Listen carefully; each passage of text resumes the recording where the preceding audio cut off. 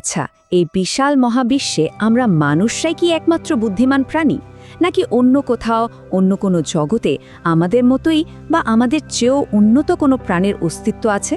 এই প্রশ্নটা কিন্তু বহু বহু বছর ধরে আমাদের ভাবাচ্ছে। চলুন আজ এই অসাধারণ এক যাত্রার গল্প শুনি, মানবজাতির পাঠানো সবচেয়ে দূরপাল্লার এক চিঠির গল্প, ভয়েজার মিশনের গল্প। এটাই তো সেই মূল প্রশ্ন যা আমাদের মহাকাশের দিকে তাকাতে বাধ্য করে। ভাবুন তো একবার, যদি সত্যি ভিনগ্রহের কোনো প্রাণী থেকে থাকে, তারাও কি আমাদের মতো করেই ভাবে? তারাও কি ভাবে যে এই মহাবিশ্বে তারা একা? আর যদি তাই হয়, তাহলে দুটো বুদ্ধিমান প্রজাতি কিভাবে একে অপরের সাথে যোগাযোগ করবে? ঠিক এই ভাবনা থেকেই ১৯৭৭ সালে নাসা দুটো মহাকাশযান পাঠালো। এদের কাজ কিন্তু শুধু সৌরজগতের বাইরের গ্রহগুলো ঘুরে দেখাই ছিল না, এরা ছিল আমাদের দূত। এরা এমন একটা বার্তা নিয়ে যাচ্ছিল যা হয়তো একদিন লক্ষ লক্ষ বছর পর অন্য কোনো সভ্যতার হাতে গিয়ে পৌঁছাবে, শুধু এই একটাই আশা নিয়ে যে আমরা একা নই। আজকের এই আলোচনায় আমরা দেখব ভিনগ্রহের প্রাণীদের জন্য ঠিক কী বার্তা পাঠানো হয়েছিল, কোন বিরল মহাজাগতিক সুযোগ এই মিশনটাকে সম্ভব করে তুলেছিল, আমাদের সৌরজগতের বাইরের গ্রহগুলো থেকে কি কি অবিশ্বাস্য জিনিস আবিষ্কৃত হয়েছিল, মানবজাতির পরিচয় দেয়া সেই গোল্ডেন রেকর্ডে আসলে কি ছিল, আর সবশেষে অসীম শূন্যতার দিকে ভয়েজারের সেই নিঃসঙ্গ যাত্রা। তাহলে চলুন শুরু করা যাক ভিনগ্রহের প্রাণীদের উদ্দেশ্যে পাঠানো সেই বার্তা দিয়ে। ভয়েজার মিশন কিন্তু মহাকাশে পাঠানো আমাদের প্রথম চিঠি ছিল না। এর আগেও কিন্তু আমরা নিজেদের অস্তিত্বের জানান দেওয়ার চেষ্টা করেছি। ভয়েজারের আগে পায়োনিয়ার ১০ আর ১১ নামে দুটো মহাকাশযানে একটা করে ফলক বা প্লেক পাঠানো হয়েছিল। ওটা ছিল বেশ সাদামাটা, পালসারের সাপেক্ষে আমাদের ঠিকানা, সৌরজগতের একটা ছবি আর একজন পুরুষ ও নারীর প্রতিকৃতি। কিন্তু ভয়েজারের গোল্ডেন রেকর্ড ছিল আরও অনেক বড় মাপের একটা ব্যাপার।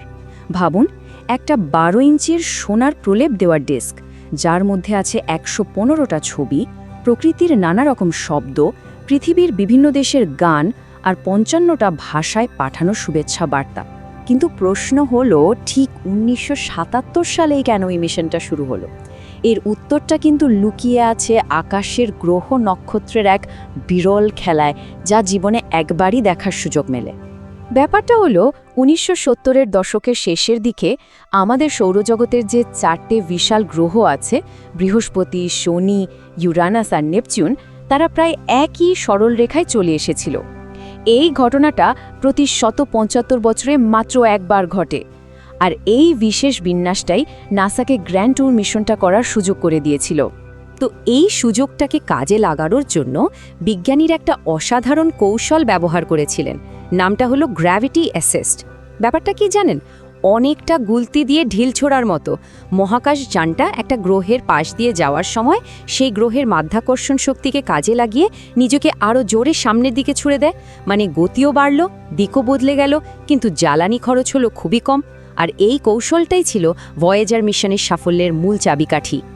এই গ্র্যাভিটি অ্যাসিস্ট কৌশল ব্যবহার করেই ভয়েজার মহাকাশযান দুটো আমাদের সৌরজগতের বাইরের দানব গ্রহগুলোর দিকে যাত্রা শুরু করে। আর সেই যাত্রাপথে তারা এমন সব তথ্য পাঠাতে শুরু করে যা জ্যোতির্বিজ্ঞান নিয়ে আমাদের এতদিনের ধারণাই বদলে দিয়েছিল।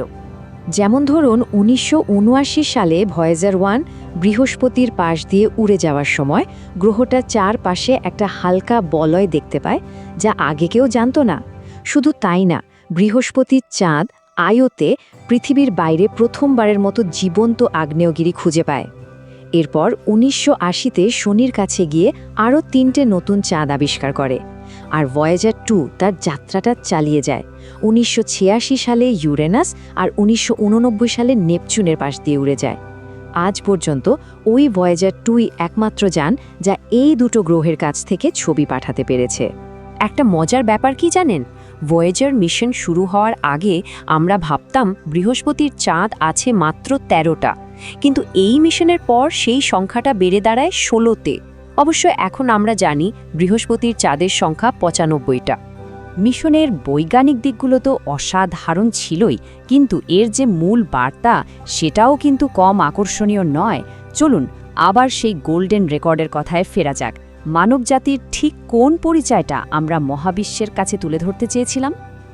এই গোল্ডেন রেকর্ডে মূলত 4 ধরনের জিনিস ছিল: পৃথিবী আর মানুষের 115টা ছবি, 55টা আলাদা আলাদা ভাষায় শুভেচ্ছা বার্তা, সারা পৃথিবীর বিভিন্ন প্রান্তের 28টা অসাধারণ গান, আর পৃথিবীর 21টা প্রাকৃতিক শব্দ, যেমন ধরুন বাতাসের শব্দ, সমুদ্রের গর্জন, পাখির ডাক। এর সাথে তৎকালীন মার্কিন প্রেসিডেন্টের একটা ছাপানো বার্তাও ছিল। এই রেকর্ডের জন্য যা যা বাছা হয়েছিল তা খুবই সাবধানে করা হয়েছিল। এখানে মানবজাতির শুধু ভালো আর আশার দিকগুলোই দেখানো হয়েছে। কোনো রকম যুদ্ধ, হিংসা বা খারাপ কোনো কিছুই এতে রাখা হয়নি। বলা যেতে পারে এটা ছিল মানবজাতির একটা আদর্শ রূপ, যা আমরা মহাবিশ্বের সামনে তুলে ধরতে চেয়েছিলাম। কিন্তু এখানে একটা খুব বড় প্রশ্ন চলে আসে। আচ্ছা, কোনো ভিন গ্রহের সভ্যতা এই রেকর্ডটা খুঁজে পেলেও তারা এটা চালাবে কিভাবে? তাদের তো আর রেকর্ড প্লেয়ার থাকার কথা নয়। এই সমস্যার সমাধানের জন্য রেকর্ডের কভারেই কিছু নির্দেশ দেয়া আছে, কিন্তু সেগুলো এতটাই জটিল যে আমাদের পক্ষেও বোঝা কঠিন। ভিন গ্রহের প্রাণীরা কি আদৌ সেটা বুঝতে পারবে? আর সবচেয়ে অবাক করা ব্যাপার হলো, ওই 115টা ছবি কিন্তু সরাসরি ছবি হিসাবে নেই। 1977 সালের প্রযুক্তিতে সেটা সম্ভব ছিল না। ছবিগুলোকে প্রথমে শব্দ তরঙ্গে বা অডিও সিগন্যালে পাল্টে রেকর্ডে রাখা হয়েছিল। তার মানে ছবিগুলো দেখতে হলে ওই ভিনগ্রহের সভ্যতাকে আগে অডিও সিগন্যালটাকে আবার ভিডিও সিগন্যালে পাল্টাতে হবে। আর তার নির্দেশও সাংকেতিক ভাষায় দেওয়া আছে। ভাবা যায়, গ্রহগুলোকে বিদায় জানানোর পর ভয়েজারের আসল ইন্টারস্টেলার মিশন শুরু হয়। এবার তার লক্ষ্য ছিল আমাদের সূর্যের প্রভাবের সীমানা পেরিয়ে 2 নক্ষত্রের মাঝের বিশাল শূন্যতায় পাড়ি দেওয়া। 1990 সালের 14 ফেব্রুয়ারি পৃথিবী থেকে প্রায় 600 কোটি কিলোমিটার দূরে থাকার সময় ভয়েজার 1 শেষবারের মতো তার ক্যামেরাটা আমাদের বাড়ির দিকে ঘুরিয়েছিল। ওই অমসম দূর থেকে তোলা ছবিতে আমাদের পৃথিবীকে একটা ছোট্ট ফ্যাকাশে নীল বিন্দুর মতো দেখাচ্ছিল। এই বিখ্যাত ছবিটাই পেল ব্লু ডট নামে পরিচিত।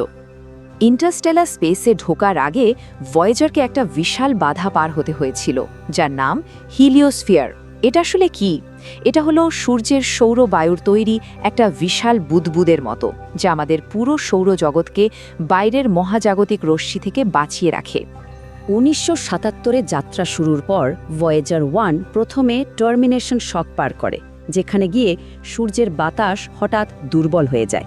তারপর আরও বহু বছর ধরে চলতে চলতে 2012 সালের 25শে আগস্ট প্রায় 35 বছরের এক দীর্ঘ যাত্রার শেষে এটি হেলিওপজ, মানে সূর্যের প্রভাবের শেষ সীমানাটাও পার করে ফেলে, আর মানব ইতিহাসে প্রথম বস্তু হিসেবে ইন্টারস্টেলার স্পেসে, মানে 2 নক্ষত্রের মাঝের মহাকাশে প্রবেশ করে। এখন প্রশ্ন হলো, ভয়েজার 1 ঠিক কতটা দূরে চলে গেছে?